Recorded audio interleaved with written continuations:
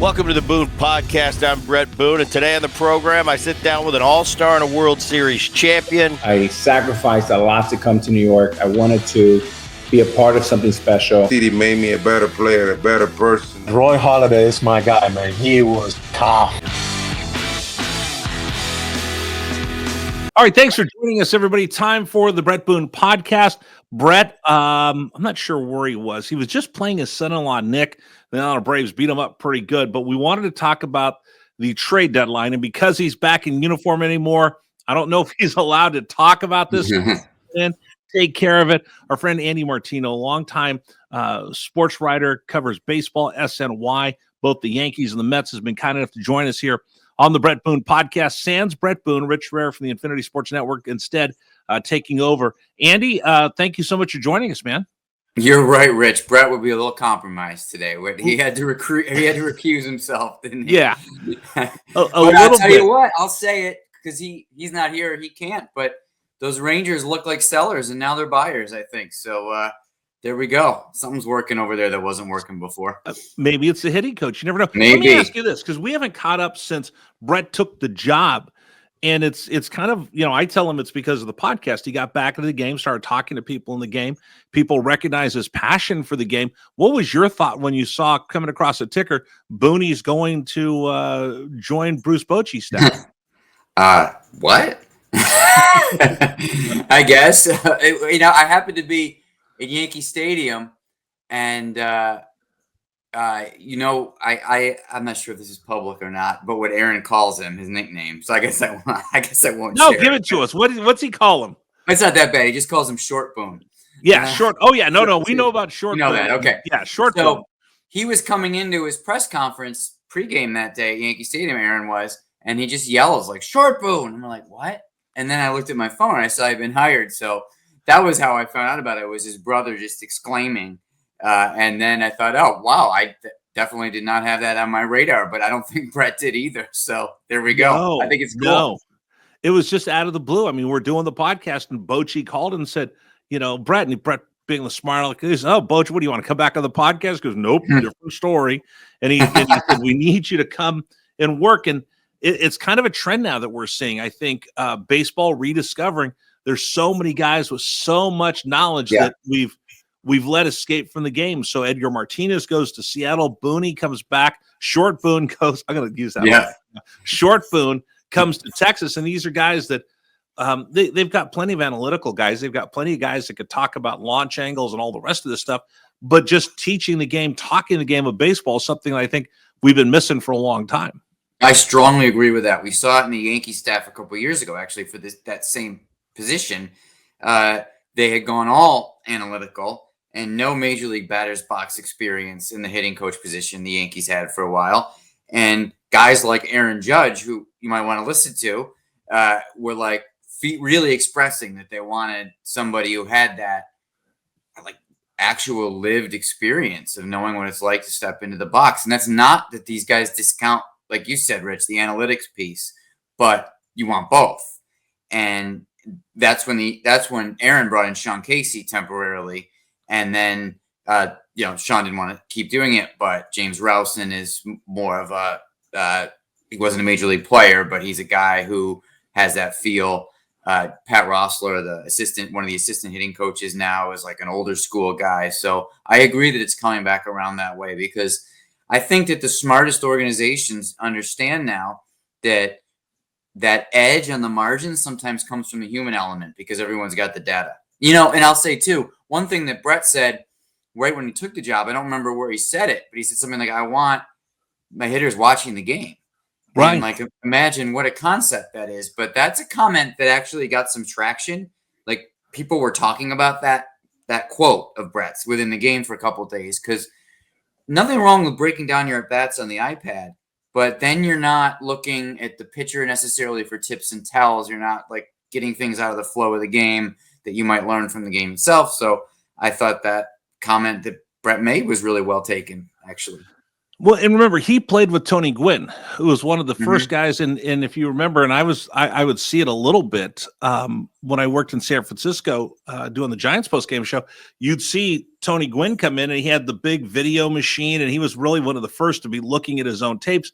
Bret played with Tony Gwynn and saw what film work could be, and Tony was one of the pioneers in that.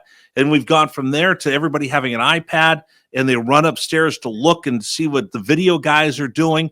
And Bret said, guys, let's take a look at what we're doing. Look at the picture. Get up on the rail. And Andy, I don't know if I've ever shared this story with you, but when I worked in Tampa Bay, we would win every year. Nobody could figure out how under Andrew and Joe Madden. But I got to be privy to a lot of that stuff inside. And one of the greatest events I've ever seen in my life in the game of baseball was it was early on. Andrew and Joe brought in every scout in the organization, and they brought in every analytical person in the organization. They brought in every minor league coach in the organization, and we had 2-day meetings. Remember the batter's eye that they used to have inside Tropicana Field? There was a restaurant. Every seat was taken by everybody in the organization, and you had the analytical guys and you had the old school baseball guys, and they all talked to each other, and you learned how to use some of that information and then use some of the experience. And that's how Tampa Bay really made that secret sauce to become a winner with absolutely no budget. No doubt, that blend, 100%. You're right. I've heard that too, and you know firsthand, and that they've got that reputation for kind of secretly being good at that blend, even though people might think of them from the outside as analytics based. Obviously, Chris Young in Texas, CY is not he's not ignorant of the analytics. That's what I'm trying to say. But to bring in that feel, to hire Boach as the manager. I mean, again, and when the Yankees are firing at their best as an organization, this is what they do well too. They have one of the biggest pro scouting staffs in the league, for example. So and you're talking about an organization that's successful year in, year out right there. So I agree. That's the secret's in the blend there for sure. And I was lucky enough that Andrew trusted me enough to let me inside the room while all that was going on, so I could explain to the fans exactly what they were trying to do, because it was so unconventional.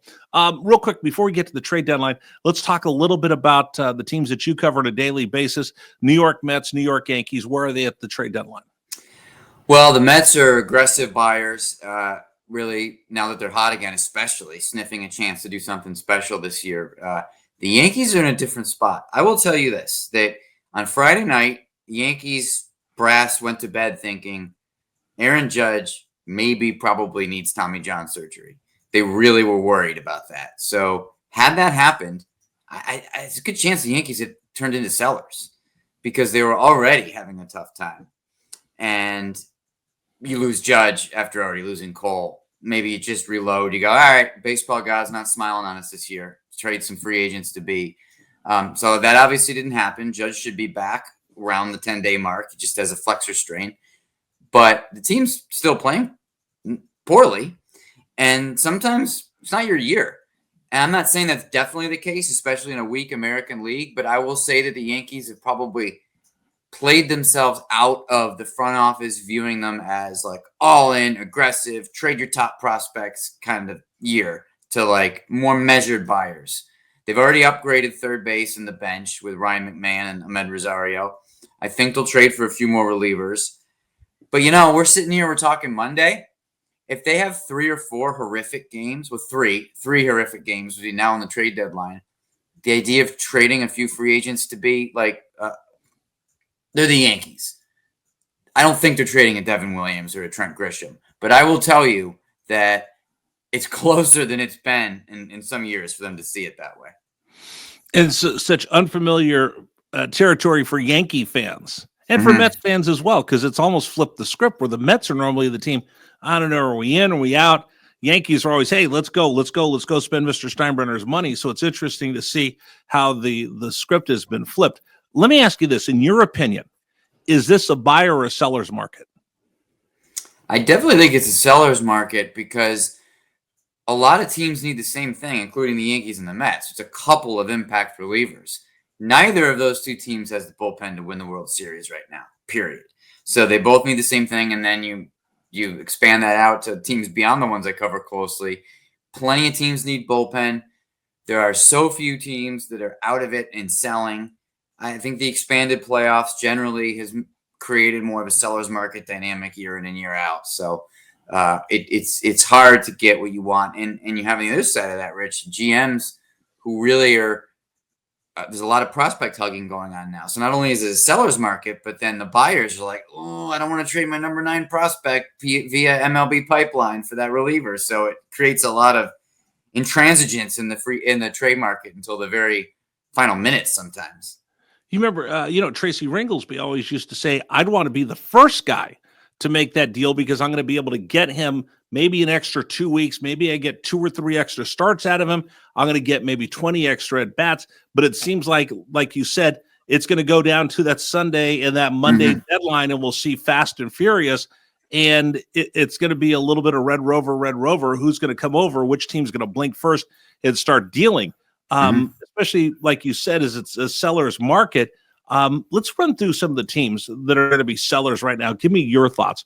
Let's start with the Baltimore Orioles. Obviously, a disappointing season after the success they'd have over the last few years. What's your take on the Orioles? They're going to sell, from what I understand, no hesitation about selling anyone who's not under contract next year. Already traded Gregory Soto to the Mets, the lefty reliever, which, to your point, Rich, it was a guy who David Stearns jumped the market there. He got Soto a week before the trade deadline. So that's an example of getting that extra week out of the guy and maybe not paying a premium because the bidding war hasn't gone up yet. But just look at their staff, whether it's Zach Eflin or any of the relievers they have, other than Bautista, who hasn't been on the block. But they'll trade just about anybody who's not under control, and that's just the way it's gone for the Orioles. Oakland Athletics. Yeah, I'm interested to see if they would do anything with Luis Severino, because there's a couple of teams that could use him, and there's been a sense that the public complaining about his experience pitching in that minor league ballpark has bothered team brass because he was paid a premium to go there and deal with those conditions, and then he's vocal about complaining about them. So there's a chance they'd eat some of that money, even though Oakland doesn't generally eat money. To move Severino. So I'm interested in that. The other piece everyone wants to know about with them is Brent Rooker, but he's not going anywhere. Pittsburgh Pirates don't have a skipper. How much are they going to be movers and shakers of the deadline?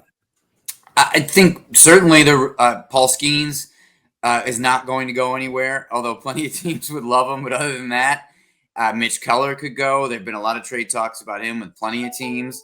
There's some disagreement over teams whether that Keller contract is means you have to give up a big prospect or not. So we'll see what happens there. Dennis Santana, the reliever, could go. So they're selling anyone other than probably their top guys. 2 years ago, everybody was in Arizona for the World Series. Now they've fallen out of the wild card. It's one-hit wonder. How aggressive are they going to be trying to turn their roster over? Seems like Suarez is going to go, definitely. Seems like Gallen and or Merrill Kelly or both could go. I could see either Gallen or Kelly being a fit for either New York team, and where I'm focused, but certainly plenty of others too. So yeah, they are in a situation where it's not happening for them this year. So they're going to move who they can. Buyers. We talked about the Mets. We talked about the Yankees. Chicago Cubs. How aggressive do you think they're going to be? Sounds like they're going to be pretty aggressive, especially on pitching. I mean, they're getting this career-making year from Pete Core Armstrong. You assume he's going to have a great career, but you want to take advantage of a year like that. Not to mention when you have Tucker in right field only under control for this year. This is an all-in season for them. Heard them linked to Sandy Alcantara for months. I don't know if they're also going to be the club there, but I could see them being super aggressive on a top arm like that for sure. Toronto Blue Jays leading the American League East. What do you think they want to do? That's another team that could use bullpen. One of those competitors for those limited reliever resources that would make it a seller's market. And they have a lot of role players that are performing quite well, but you also think you could see the need for a bat to lengthen that lineup too. It's interesting. We keep talking about these bullpen. Is there a reason why people are looking for more bullpen help than starting pitching help this year? That's a really good question.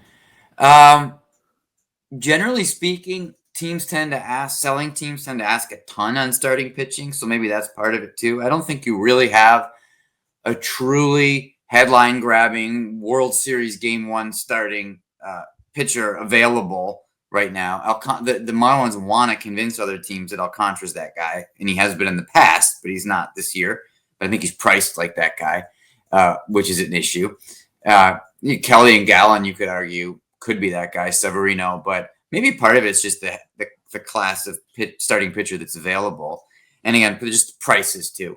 You can get a good reliever without giving up your top prospect usually. And that's a factor too. And again, remember everybody, for relievers, I don't know, you tell me this, Andy, general managers have always told me if they were really consistent and they're really didn't have any flaws, they'd be starting pitchers. There's 100%. A reason why they're in the bullpen, and you never know what they can repeat from year to year. So if they're hot right now, go get them, because I'm not sure what they're going to come back and do next year, because there is a deficincy in their game. Philadelphia Phillies, what do you see them doing? Because again, they're trying to keep up with the Mets. I'm going to shock you by telling you that they could use some bullpen help. They're another one of those teams. I'm trying to think around the diamond and see the issue with the Phillies is they could use some help with that lineup lengthening in a bit, but they're kind of locked in most positions just with veteran guys. I mean, with Bohm out, you wonder about third base. Just speaking off the top of my head, but what I hear on them is that they need pitching and bullpen. I think they're kind of stuck with the offense that they have, which has been kind of gradually exposed since that great year they had a few years ago. It's just a bit of a feast or famine offense that chases a lot and isn't getting any younger, but there's not much you could do about that at the trade deadline.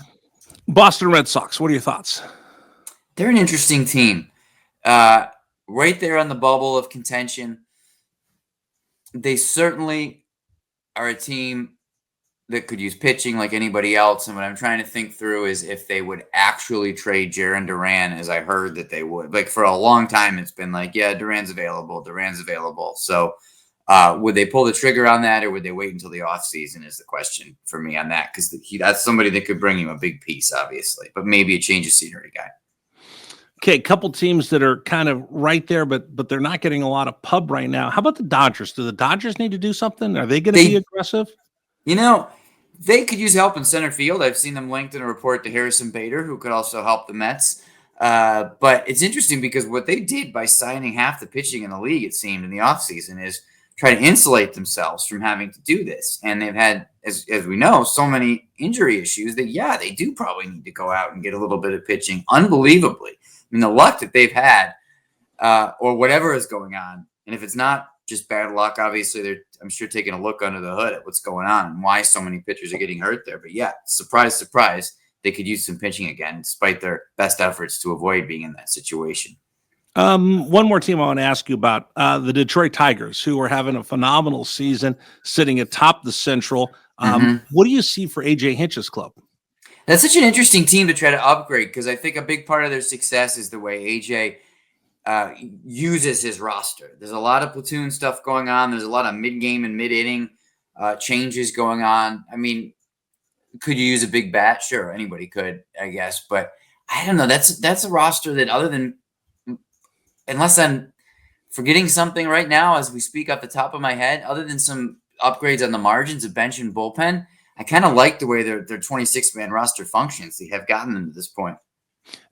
Are we going to learn more appreciation for AJ, who I remember AJ as a rookie, and he used to come on and do movie reviews for me on one of my sports talk shows. He and Mike McFarland would come on because AJ was the rookie from Stanford when I worked in Oakland, and then Mike McFarland was that grizzled veterans, and the two of them were like father and son. And now I see AJ, and after everything he's been through, and he's been on the podcast before as well, everything he's been through, from the highest of highs in Houston to the humiliation of everything that went on afterwards. He lands in Detroit, wasn't much fanfare, but you look at what AJ's been able to accomplish, turning that franchise around.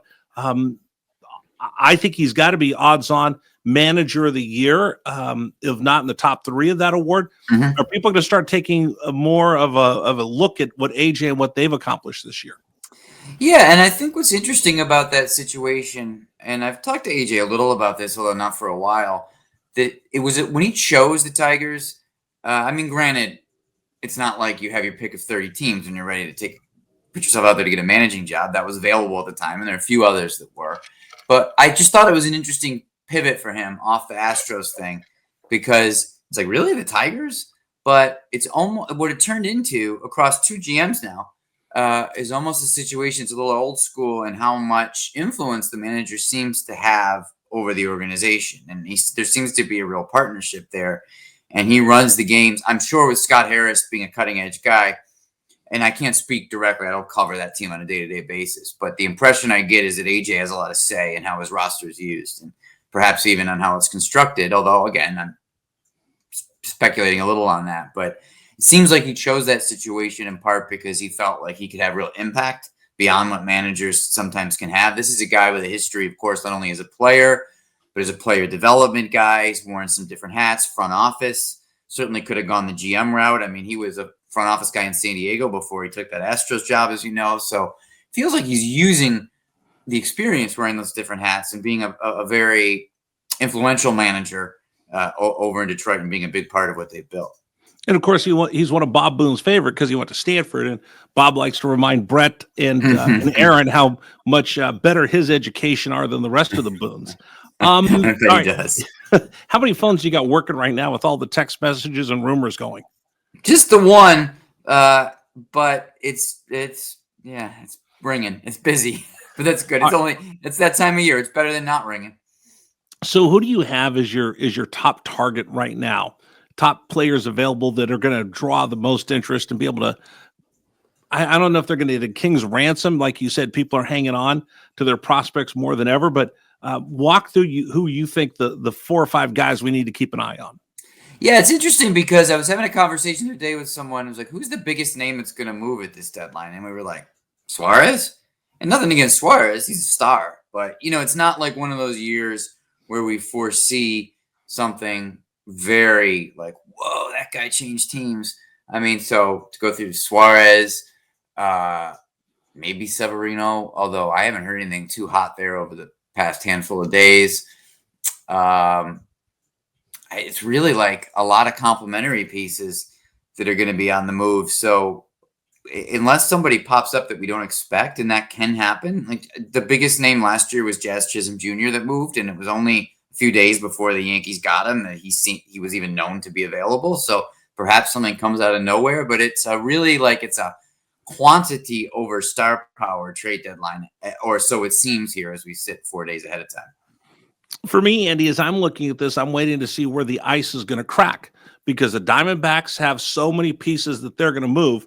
The Orioles have so many pieces they're going to move. The Pirates have so many pieces they're going to move, but none of them have really busted it open. So I'm just waiting for that one crack when you see a Suarez go, or a Zach Gallen go, or you see a Mullins or a Morton go, or a Keller or something like that. Then I think it just opens up the floodgates. But until then, I just don't know if anybody's ready to, or might be afraid to set the market in case they set it too low. That's true. But, and I've been a little surprised by how much action there's been starting the week before. When you look at Josh Naylor going, and that shows that the Diamondbacks are getting started. When you look at Mets getting Gregory Soto, or Ryan McMahon's a fairly big piece. Not a huge name necessarily, but a guy with some impact going to play third base for the Yankees. But in terms of those dynamics that you mentioned, Rich, I agree that the big mountains haven't moved yet, and there's something's got to get it going. And if history is any guide, that probably doesn't happen until Wednesday, day before the deadline. So, in your opinion, who's under the most pressure right now to move players? Which team has to make sure they maximize the liquidation of their roster, get as much back as they can? Because I'm looking at this. Here's the interesting thing, Andy.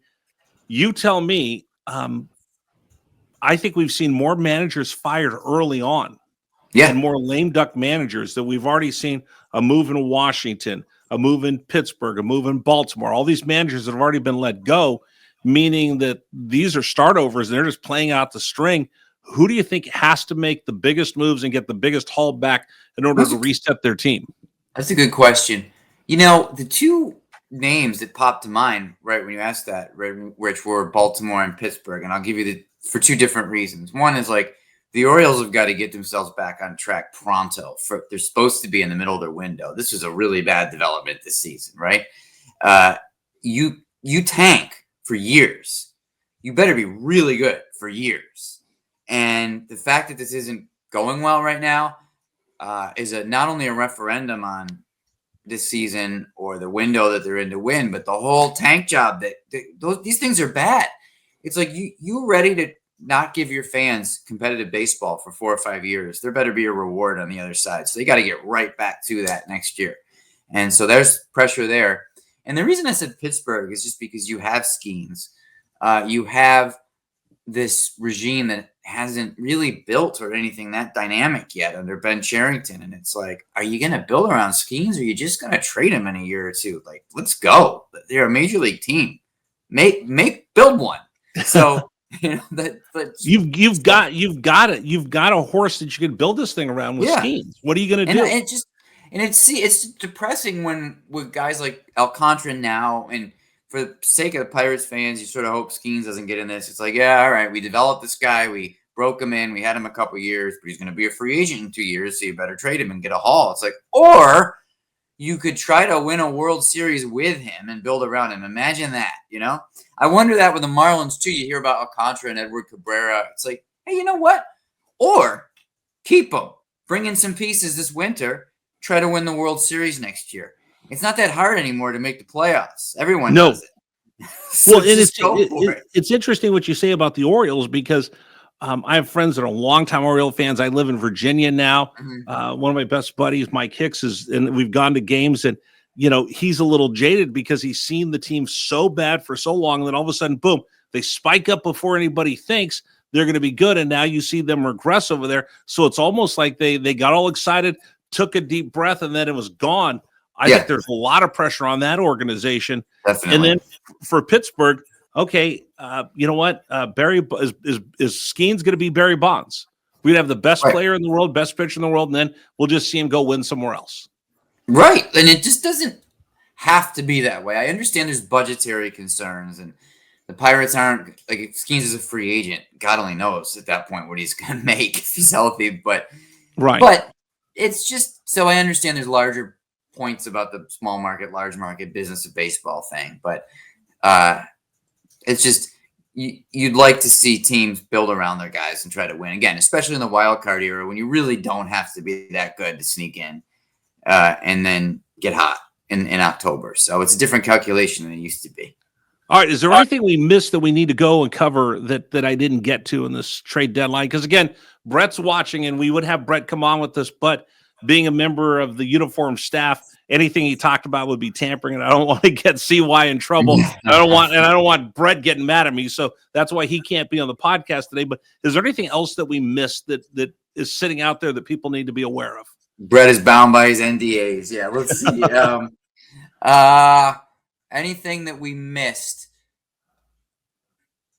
I would just say, I know we touched on this already, but I would just say that the Yankees are a really interesting team to watch over the next couple of days. I haven't seen team brass be this iffy on a Yankee season, in a while. And just how all in do they go? What happens if they have a really bad couple of days? I know I said that at the top already, but that's my main thing I'm watching this week, is how aggressive are the Yankees going to be. And in terms of league-wide, I think we covered the basics. I think that Seattle's another team that's super aggressive. We didn't really touch on them much. That's a team that sees a chance to do more than just add Naylor. I could see Seattle being a team on Suarez for sure. And then what are the Padres going to do? Because AJ Preller is obviously always creative / aggressive. The team has been a little disappointing this year. Cease has been disappointing. Wouldn't be shocked if he moved somewhere. So that's another thing to watch. So actually, take the two Boone brothers are on two opposite tracks right now. Aaron is waiting to see what's going to happen over the next 5 days. Do we get hot? Do we win 4 out of 5, and then we're back into this thing? He's waiting to see the way his team's going to go. Brett's team is red hot right now. I think they're 8-2 over the last 10 days. They've gone from I don't know to, hey, wait a minute, they're right. They're a game and a half out of the wild card. Let's go get something else and see what we could do. Yeah, that's right. It's funny because some of that difference is expectations, the weight of expectations that the Yankees deal with. is that they're actually they're in first place in the wild card right now, and You wouldn't know it. Yeah, right. Right? And that's why I don't believe they're actually going to sell. Although it would have been different, like I said, if Judge was out for the season. But still, it's just these things can change week to week, month to month. But you look at a team and you go, I don't know this year. And I think that's what the Yankees are trying to figure out if they feel that way about their club right now. And I think for the Rangers, they think it's the same thing. Okay, you got off to such an awful start. Yeah. Underperformed. The offense struggled. We're not saying that Bret was the end all and be all, but they look more comfortable at the plate. You start to see what he's been able to do working with that team, just confidence wise. You see them starting to pick it up. Are they trending that direction as well? So which way are the Yankees trending? Which way the Rangers are trending? We'll see in a week. Yep, we will. Be an interesting week to watch for sure. All right, so Bret's not here. Let me ask you this. Do you think that his name is going to get bandied about once we get to the offseason and people start interviewing for managers' jobs? I hadn't thought of that yet. That's interesting. I would say that he should be. It takes a special organization to understand the things that CY understands, that the lived experience and the independence of thought that I bet you Bret brings to an organization are valuable these days. I think too many organizations still look for yes men, and so it would take take a head of baseball ops as bold and confident and old school in a good way as CY to see someone with that profile as managerial material, but more should. How's that? No, it's funny because I keep getting people sending me text messages. Hey, do you think does Boone want to manage? I don't know, but I think people are probably going to call him. I think teams are going to reach out to him. So it's going to be interesting to see when you look at because there's so many managerial jobs open. Yeah. And we haven't even got to the end of the year. We haven't got to September. There's still people that are going to be let go at the end of the season with some of these expectations. I think we'll probably have more managers hired this offseason. As we get ready to go to the winter meetings, there's going to be so many guys out there, and there's very few guys that you can bring in to be a manager. Do I bring in a guy from AAA? Do I bring in somebody who's done it before? Right. Do I go outside the box and find somebody like Boone the same way that Cash went out and grabbed Aaron off of ESPN? Yeah, let's get him into the. I don't think Baltimore is the type of team that would hire someone of Bret's profile necessarily. And by that, I mean that they don't necessarily have a huge diversity of thought within their baseball group. It's a pretty small group. But I'd like to see him in the AL East so we could see Boone v. Boone regularly. Well, we just saw Aaron. We just saw Aaron playing his son-in-law with the right. That's right. That's a good one. So, yeah. So no, I'd like to see the two Boone brothers and watch them both get thrown out of one game. That I would pay to see. What do you think, Bret? What do you think Bret would be like as a managerial arguer? Would he have the? I don't feel like he's the same kind of red ass that Aaron is. No. Because do you know the story? I'll tell you the story real quick if you got time. Sure. When they were little kids, Bret is 4 years older than Aaron. Mm-hmm. So Aaron would want to tag along with the older kids, and Bret like, no, I'm not bringing my little brother around. There's two guys they grew up with, and they're still friends with them. And the little man is what we call him, would say, no, he's coming along with us. And he would make Bret bring Aaron along with him, and they'd play games and they'd play sports. And Aaron was always just a little smaller, slower than everybody else. And then Bret Little Boone would just harass him and go out of his way to torture him. And he said that Aaron is the same way they were when they were little kids. So they'd hit a fly ball, and it would be foul. It would be fair. And Aaron's like throwing his hands up. He hit a bomb, and Bret would go, "No, that's a foul ball." Everybody knew he'd lose it, fair, and Aaron would lose it because he has such a strong value of right and wrong. And when his guys get wrong, he's going to stand up to him. And Bret would say he just harassed poor Aaron. And just go out of his way just to torment him. And he goes, but that's how Aaron is, where Bret points out that he's only been kicked out of one game his entire career. So you would think that Bret would be the red ass and Aaron's you deal with Aaron all the time. Oh, he's a red ass. Yeah, but He's think nice. by the two of them. He's nice, but he's got a temper on him. Oh yeah, and Bret just always walks around with his hair on fire. You would think he's the one who's going to get run all the time. He only got ran once in his entire career. Aaron got kicked out of his very first game ever. I knew so that. there you go. There you go. Anyway, there you go. All right, hey, I appreciate you taking time joining us. What are you working on? What do we need to watch out for? Oh, you could just follow me on Twitter at Martino NYC, because that is where you'll find the trade deadline news and any clips for my SNY TV stuff that I do. And I wrote a book called The Yankee Way, so you could always buy that. It's a great book. I do have it. I need to get it autographed. Well, I could send you a book plate. There you go. I like that. I like that. Hey, by the way, ask Aaron about that story about Bret tormenting him when he was a little I will. kid. I'll ask him today if I Yeah. see I'm headed to Yankee Stadium today. Yeah, ask him about Little Boone harassing him, and he knew that it was a fair ball, but he called it foul just to mess with Arnie. So there's deep psychological reasons why Aaron now says short Boone, because he's grown to the point where he can do that, and I'm sure that feels very good. 100%. Hey, Andy, thanks so much for doing this. All right, Rich, thanks. All right. Thanks, everybody, for joining us. That's the Bret Boone podcast for today.